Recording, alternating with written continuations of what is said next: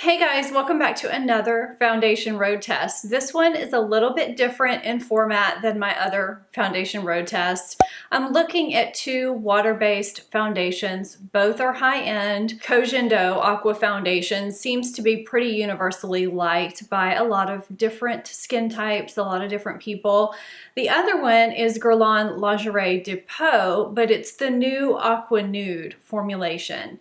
And I thought, why not just compare the two water-based foundations that I just got recently into one foundation review. I actually took a poll on my Snapchat and Instagram stories, and it came out a little bit more than half that you guys wanted to see it in a foundation review combined. So that's what I'm doing. So I'm gonna do my best to have this be as concise as I possibly can while still giving you the nuts and bolts of what you wanna know. And if you're not familiar with my foundation road test, I usually tell you a little bit about the foundation and I test it out over a period of days, sometimes a week or more, using different primers, different powders, different application methods so that I can come back and tell you how the foundation performed best on my over 40 combination oily skin. I'll start with the Koh Gen Do. It comes in a beautiful glass bottle with a pump and a lid that removes.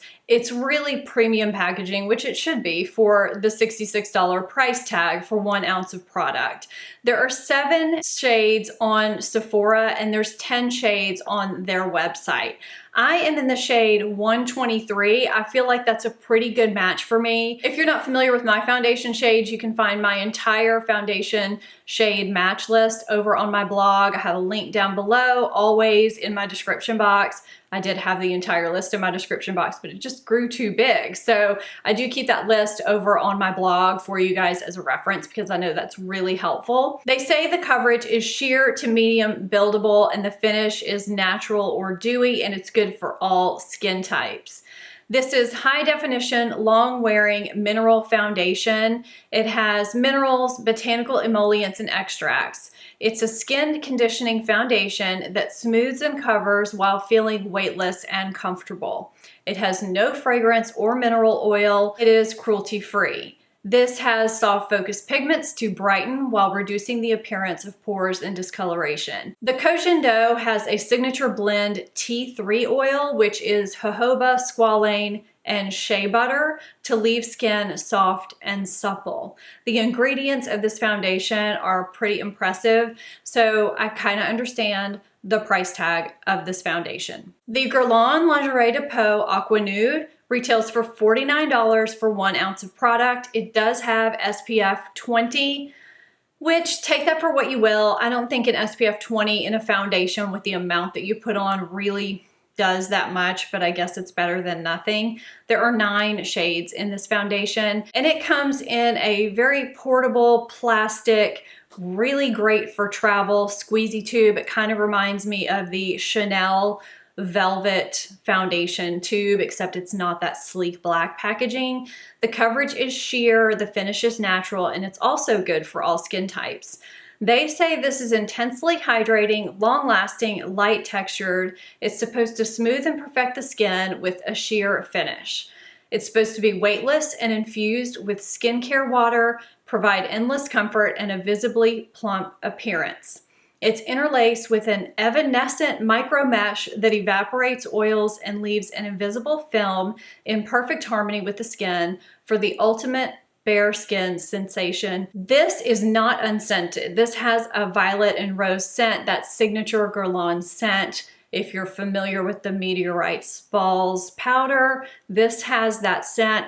I don't notice it after it's on my skin, but it could get to some people. So you've got unscented here, you have a scent here, it could make a difference. So I talked about the ingredients in the Koh Gen Do being very nice, very lovely, very good for the skin. When I first placed my order for the Guerlain foundation, I searched for the ingredient list everywhere. I couldn't find anything about the ingredients. The only thing that it said under anyone's ingredient list was that their technology improves hydration, blah, blah, blah. It was interlaced with the evanescent micro mesh, and then it had a long wearing polymer that glides onto the contours of the face to protect makeup from sweat, sebum, and water throughout the day. It was very obscure. Even on the Guerlain website, there were no ingredients, no official ingredient list.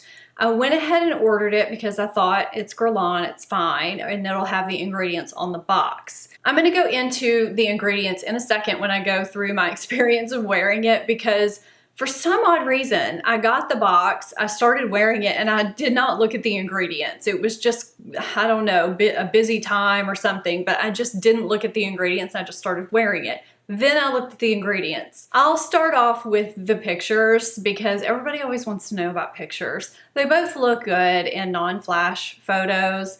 In photos, they both look pretty good as you can in flash photos. I always say everybody looks bad in flash photography, but they both photographed well. I didn't notice anything outstanding in a bad way about the flash photography, but as far as anything looking off between the face and the neck, nothing looked horribly off. I'll start with the Koh Gen Do because that's the one that I started testing first. I was really excited to test it because I feel like it almost has a cult following and that people with all different skin types have had really good experiences with it. I tried it with different primers and different powders.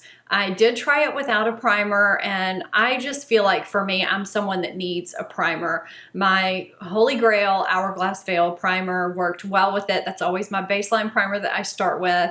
It worked really well. I even tried it with Charlotte Tilbury's Wonder Glow, which is a more glowy type of primer. It worked well. I tried it with a more mattifying powder like the Too Faced Peach Perfect. I tried it with the Too Faced Ethereal, the Well People Bio Brightening. I tried it with different powders. It seemed to work really well. It just gave a sheer to medium buildable coverage as it claims, depending on the application type that I used. I prefer to use a damp beauty blender as with most of my foundations, but it did blend out well with a brush too because it's a very fluid foundation. It looks great outdoors. It looks great into the evening. And I feel like I got a really nice wear time out of it, especially from a water foundation. It really does look nice and skin-like and natural. I felt good wearing it all day. Sometimes with oily combination skin, if you wear a foundation all day, your oils can start to mix in with it and you start feeling really heavy. That didn't happen with this. Don't feel like I had to blot a ton with the Koh Gen Do like I thought I was going to. I feel like because they said natural dewy coverage, I was gonna be an oil slick throughout the day a couple of times in a long day, and that was really it. So I was pleasantly surprised by that too. I would say the one thing that bothered me about this foundation, and I feel like it's the only thing that bothered me, is that I would crease a tiny bit in my deep forehead line at around like the 9.5 hour mark-ish. It depended on the day. That's a long time to wear a foundation, first of all, and I feel like you had to get up really close to see it. So that's being kind of nitpicky, but overall, I feel like my pores looked really nice. My skin had a nice, almost airbrush looking appearance. I really felt like my skin felt better conditioned at the end of the day. So between my skincare at night helping me by the next morning and then wearing this foundation during the day, I really did enjoy it. I do enjoy it. So then I started testing the Guerlain, and I do like this type of bottle because I travel and I like to have a good foundation that I can just throw in my bag and it's light. So I was excited about trying it. I felt like when I first started using it, the first time I started using it, a little bit did not go a long way. I had to drop out more when I was applying it, which kind of surprised me. And so I thought, well, maybe it's because I'm using a damp beauty blender and the beauty blender is soaking up too much, but that didn't happen with the Koh Gen Do. So I tried it again, of course, as I always do, with a brush and then with a dry beauty blender even, and it still seemed to do the same thing. So I feel like I had to use a little bit more of the Guerlain to get the same kind of effect that I did with the Koh Gen Do. And I felt like it didn't look quite as skin-like as I expected from a water foundation. So when you're trying out a certain type of foundation, you expect to get a certain type of look. You know, when I'm trying out a water foundation, I'm not wanting a medium powdery type of look. I want a medium to full foundation for that. This is something I want a more skin-like, everyday, throw-on type of finish. And I felt like I really wasn't getting that. I felt like I was getting a drier look, and then I would powder it and I just felt like I looked more made up. So that went on really no matter what I used with it. And I felt like it didn't wear well for me during the day as the day wore on. At around maybe the 6-hour mark, I would start seeing this foundation wear away beside my nose, on my chin, between my brows. And I felt like my forehead lines were emphasized with this foundation. And that happened multiple days with different types of products being used with this foundation. I was really surprised by this too. And now I will say, because I know I'm gonna get asked, it's a water-based foundation. Are you using only silicone primers? No, I did use the Becca primer that is water-based, and I did try it without primers too, just on my skin and over just my sunscreen. It just did the same type of thing no matter what I tried. And the other part of the equation was that it felt a little drying on my skin. And so I kept meaning to come home and look at the ingredients every day. And it was probably about the 5th day I had worn it. And I thought, oh my gosh, I'm at home. I need to look at those ingredients. And I got out the box, I looked at the ingredients, and alcohol was the 4th inactive ingredient on the box. I don't know what it is with some of these higher end luxury brands putting alcohol as one of their top ingredients, but I feel like that is why I was so aware of this foundation on my skin. I could really feel this foundation on my skin, and that was before I knew alcohol was in this product. And I'm wondering if I even would have tried it in the first place had I read about alcohol being in this product, because I wouldn't try the YSL All Hours foundation despite being asked to try it because of the alcohol. I just feel like a luxury brand has the means to put other ingredients in their foundation. And for me, I do have some foundations that have alcohol in them.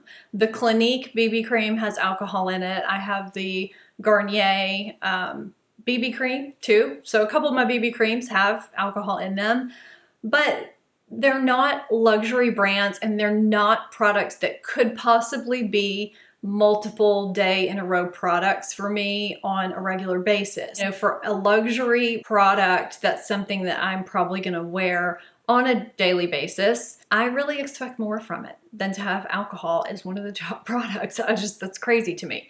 So I am disappointed in that. So my experience plus the ingredient, this one just did not perform for me.